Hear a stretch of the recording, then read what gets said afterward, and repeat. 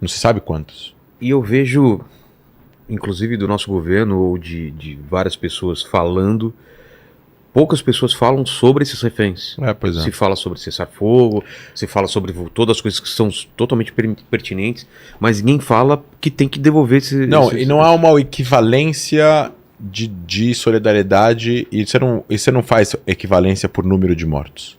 Você faz equivalência por você não tem... o sofrimento é sofrimento, ponto. Você não tem... 100 morreu 10, então o outro esquece. E é engraçado que você tem organizações internacionais de direitos humanos, de direito das mulheres, e nenhuma dessas organizações emitem notas a respeito das mulheres que foram estupradas, das mulheres que foram sequestradas, das crianças, a Unicef, que você tem outras organizações de direito de criança. Então, isso mostra um viés ideológico de que vidas de judeus ou israelenses valem, não é importante, ou não pode falar, ou é polêmico demais, não vamos entrar na seara, porque alguém vai escrever, mas e os palestinos?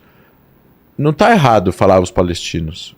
Você tem um momento e um outro momento. Você fala assim, aquele momento de você prestar solidariedade às vítimas israelenses, você pode ter daqui a 5 minutos momento para prestar solidariedade às vítimas palestinas também, não tem problema. Ninguém está falando que tem que ter um em detrimento do outro. Pode ter os dois, né? Pode ser e não ou. E é isso que a gente sempre está falando o tempo todo no nosso trabalho de conscientização durante a guerra.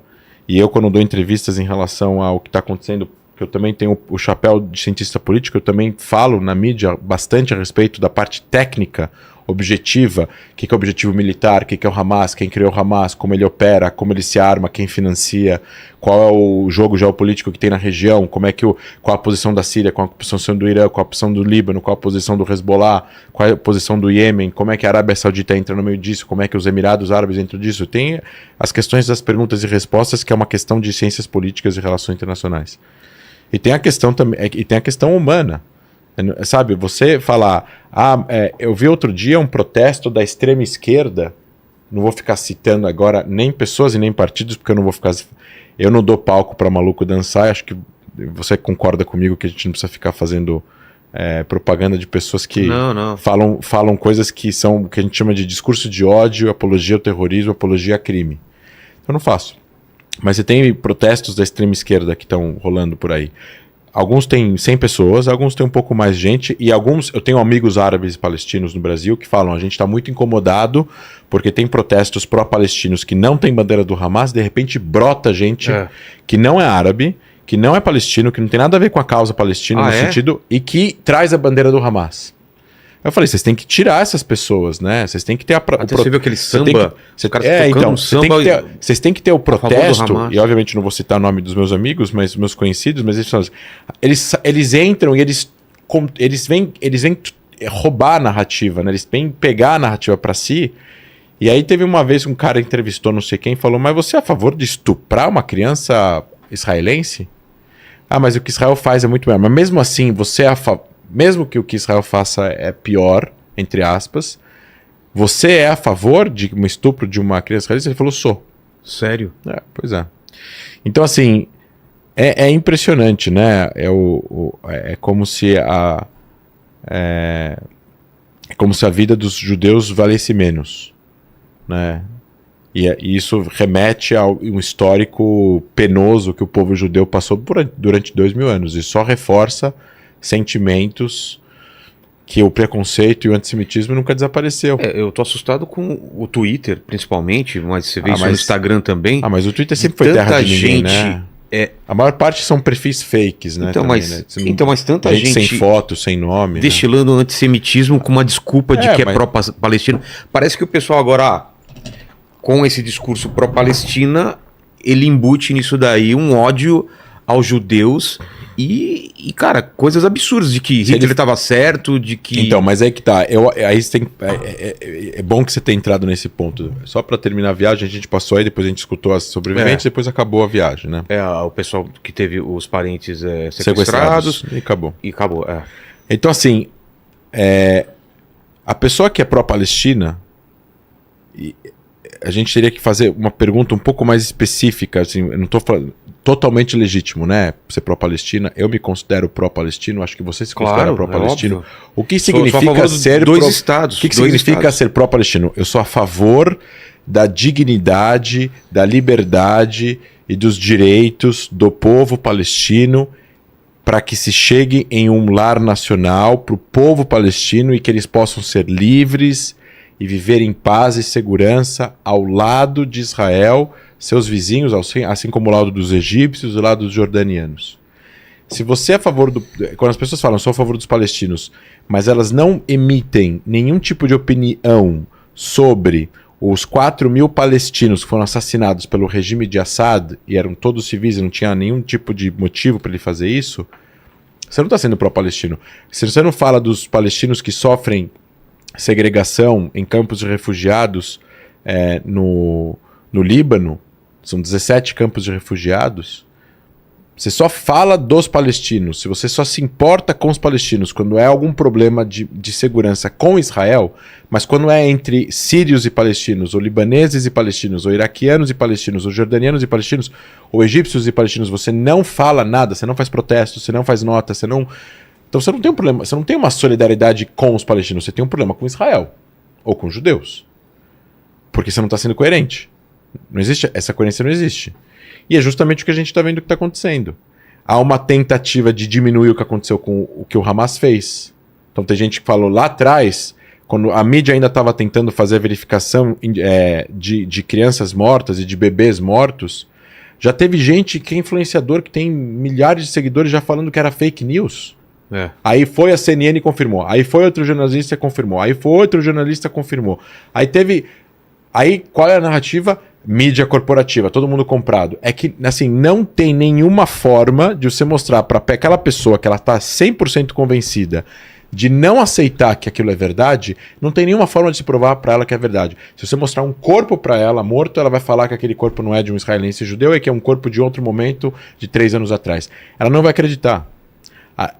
Existe um método isso, é um método psicológico. A pessoa não acredita na verdade, mesmo que a verdade esteja na frente dela, que é o que está acontecendo agora com essa história da rave, né?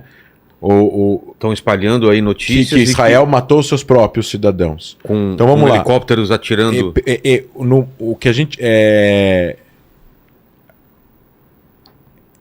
você tem uma palavra em hebraico que chama Aran, Erua Rav Nifgaim, que é meio que um evento com alto número de pessoas mortas e atingidas. E você tem protocolos que são feitos para você poder evitar um massacre ainda maior. Existem, numa guerra e num atentado como esse, existem muitos erros. Você tem erros. Quando os Estados Unidos foi responder logo depois do 11 de setembro, eles também erraram. Eles não mandaram os bombeiros para dentro do outro Trade Center e um monte de gente morreu no prédio. Eles erraram eles não pousaram todos os aviões, eles quase abateram aviões no ar. Eles deram ordem para, se algum avião voasse, eles iam ser abatidos. Tem erros, existem erros de países que tomam decisões e não necessariamente essas decisões são certas, né? Elas são corretas. A festa Nova Music Festival, que estava tendo perto de um kibbutz, saiu no jornal que o Hamas não sabia da festa. E aí eles não entraram com paraglider, eles viram a festa e avisaram pelo rádio. Então, eles direcionaram pessoas que foram e pegaram... Na hora que eles entraram, eles invadiram Israel pela fronteira e com carros. Inclusive uns carros da ONU. Tá escrito, tem carro lá em Israel que prenderam um carro escrito Unicef ou UNRWA, sei lá, uma das agências da ONU. Branco, uma picape branca. Era um carro da ONU. Eles usaram o carro da ONU. Os clientes do Hamas.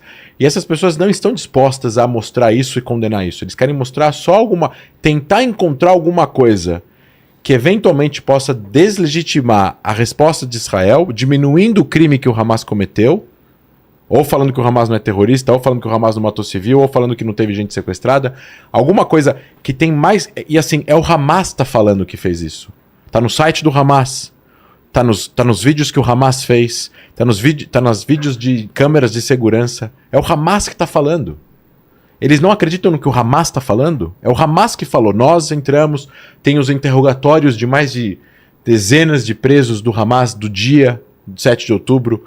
A gente traduziu alguns e colocou no ar. A mídia traduziu outros e colocou... E o que eles falam? Eles falam que eles foram estuprar, que eles foram matar, que eles atiraram para matar. Teve outro que falou que escutou choros de crianças através de uma porta do bunker, do quarto fortificado. E ele atirou até parar de escutar o barulho. Ele falou, o que aconteceu? Ele falou, elas morreram. Ele falou que queimaram casas. Tem gente que falou que atiraram em pessoas. Teve outro que assume que eles... O que vocês iam fazer com as mulheres? Dirty them, a tradução em inglês, que é sujar elas, que significa estuprar, em outras palavras. Eles falaram, tá? Eles estão falando que eles fizeram isso. É o que a gente chama de era da pós-verdade. Existe um fato, o criminoso foi preso, assume, e mesmo assim tem gente que não acredita. É como se precisasse que acontecesse com elas para elas acreditarem que um cara do Hamas pode fazer isso. Eu não sei por que elas têm tanto medo de assumir e criticar que o Hamas fez isso. Isso não diminui a solidariedade ao povo palestino, não diminui o direito dos palestinos, não diminui a legitimidade das aspirações nacionais pelos palestinos e não diminui as críticas legítimas que podem ser colocadas sobre Israel. São coisas separadas. Criticar o Hamas não significa que você não pode também criticar Israel. Criticar o Hamas ou ser contra o Hamas, que não é crítica, né? Condenar um grupo terrorista, condenar o Hamas não significa que você é contra os palestinos, contra o povo palestino, contra o Estado palestino, contra os direitos dos palestinos, contra a dignidade dos palestinos. Não quer dizer isso. Você pode condenar o Hamas com todos os adjetivos possíveis e ainda assim ser pró-palestino, ser crítico de Israel e por aí vai. Significa que você é humano, que você não é a favor que alguém entre na casa de uma pessoa e estupre, e mate, e degole, e sequestre. Então, o que está acontecendo em relação a essa festa é que saiu uma notícia, isso já tem mais de 10 dias, que alguns pilotos israelenses já em entrevistas de um helicóptero de resgate, que foi chamado às 11 horas da manhã.